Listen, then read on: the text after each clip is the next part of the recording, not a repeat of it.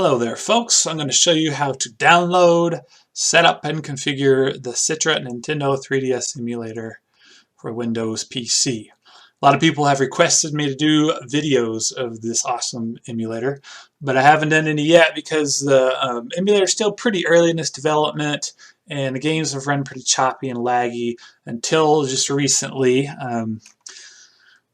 With this new version here, I think this was a custom build. It's got a CPU JIT compiler, which helps to speed up the emulator a whole lot. So you'll want to get this version. This may be different by the time you're looking at this video. Depends on if you're watching this right after I post it or months or years down the line. But anyways, whatever's going to be here will be the best option to go with. So we'll go ahead and enter in the little CAPTCHA here. Donkey's years. Download this thing. I've done some testing here, so I'm going to have several of these. So anyways, it's in a zip format. Where I got this from was actually in 7Z, so 7-zip format, but a lot of people I know are kind of confused at that, so zip is pretty universal. Everybody should know what to do with that.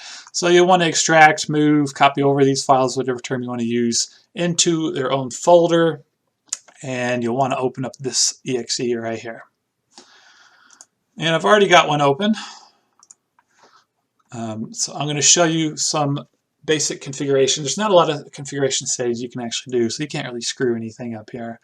So go to emulation, configure, right here, performance enable CPU JIT. That's what's going to give you a big speed boost.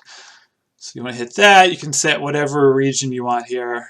I'm in the USA, so I'll leave it at that. You can set all this up however you want. So input, we'll come back to that in just a second. Graphics, you want to definitely enable the hardware renderer. That'll make the graphics look in HD, and I noticed at most 1 or 2 frames per second difference, and a lot of games didn't have any difference, and the games look way better with this. You want to enable the shader JIT, you'll get a speed boost with this and better graphics. And the scaled resolution, this actually might be what I think the hardware renderer and scaled resolution are what help to make it in HD. And you can do VSync if you get screen tearing or anything, but you don't have to enable that.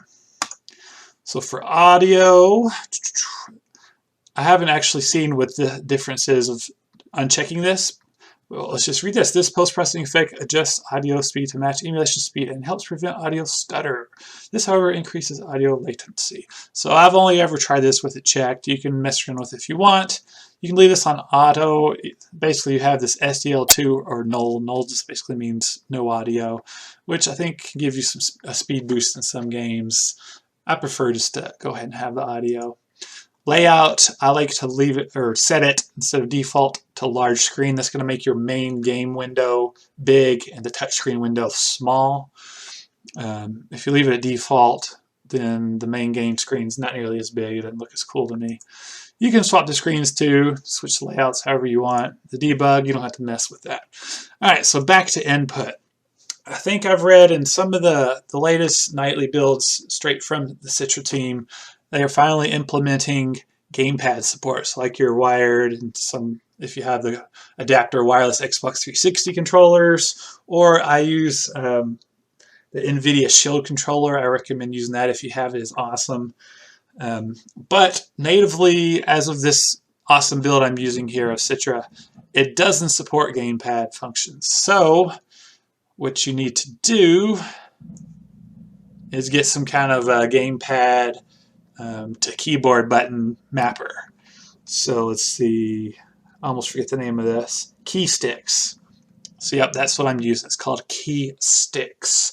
I'll put a link in the video description for this. So you can see here, just quickly go over it. A button associated with A, B button, S, X button, Z, Y button, X. So you can see how that's all set up. You can change stuff by hitting the edit the profile. Let me move this over. You can click each one of these, quick edit, hold key, and then hit whatever, set it to whatever you want. It takes a little bit of time to set up, but it's well worth it. Using the keyboard for this really sucks. trying to, you know, use like analog stick controls with the keyboard, it just doesn't work. It doesn't work very well, at least. So close out of that, so you can configure that however you'd like. And then before we actually load a ROM and show you how that works, I just want to explain about how you get the games to actually work. Right here is the official Citra emulator website. I'll put the link in the video description. I'm going to go over here to Wiki and dumping game cartridges.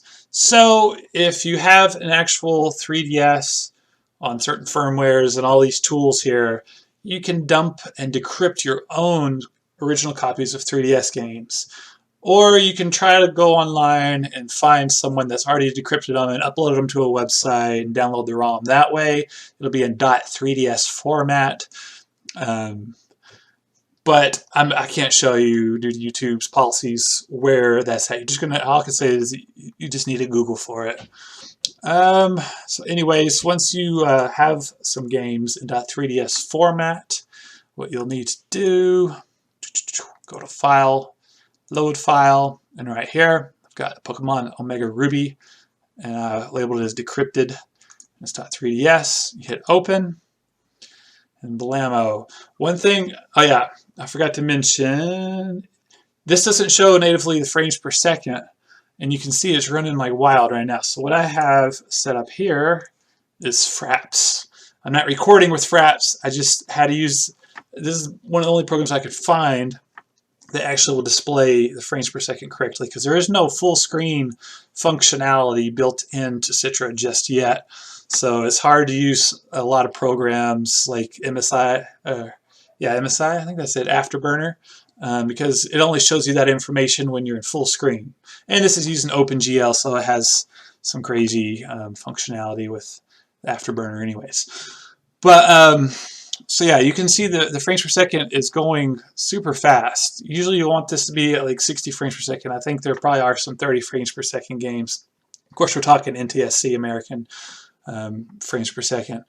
But there is no frame limiter in Citra that I'm aware of. No way to tell it, hey, you're running way too fast, stick at 60. So for now, it's just going to go as fast as your hardware and the emulator can process it. But let me, let's see, let me grab my controller here real quick, and I'll show you how this actually works. So I'm going to click on it first. There we go. So you can hit Begin Game, and you can see here the frames per second, it's getting a little bit lower now. But yeah, a lot of games work really well. There are still quite a few that don't work so well. Quite a few that don't work, period. So you're just going to have to mess around with it. Try out different games, watch the videos that I do, and you'll be able to see exactly what's working well and what's not. You can see this is going crazy fast right now. We'll leave this running for another minute or two. There we go. It's starting to slow down. It's almost like real speed now. It kind of goes up and down. But once you actually get to the main gameplay, it'll kind of remain more steady throughout. So we'll give just a second here. Let me see. I forget how much longer we gotta go. I'm just gonna quickly go through here just so I can show you.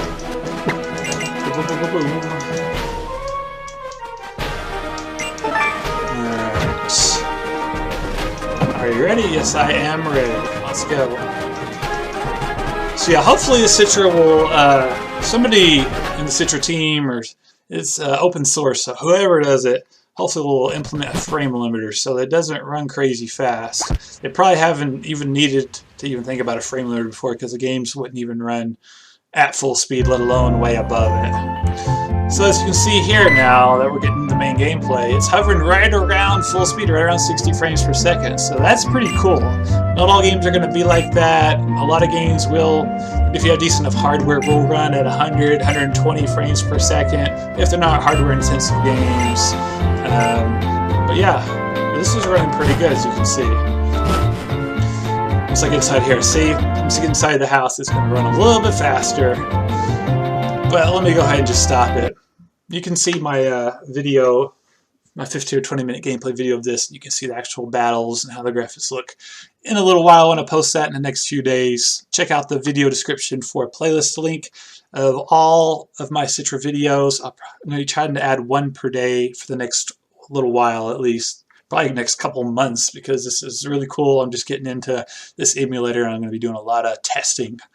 So yeah, leave me a comment if you have any questions. Hit that thumbs up button and don't forget to subscribe. Thank you for watching. Bye-bye.